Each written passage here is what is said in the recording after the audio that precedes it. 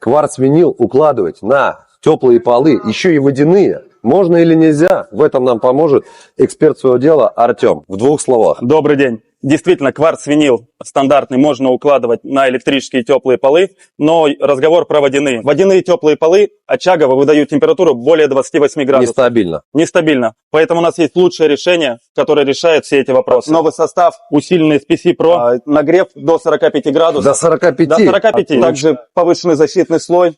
Меламиновая пленка с покрытием антискретч. Можно укладывать как на террасе, так и внутри помещения. Так что, друзья, не благодарите. Я нашел вам способ для укладки кварц-винила в вашем доме, либо квартире на теплые полы.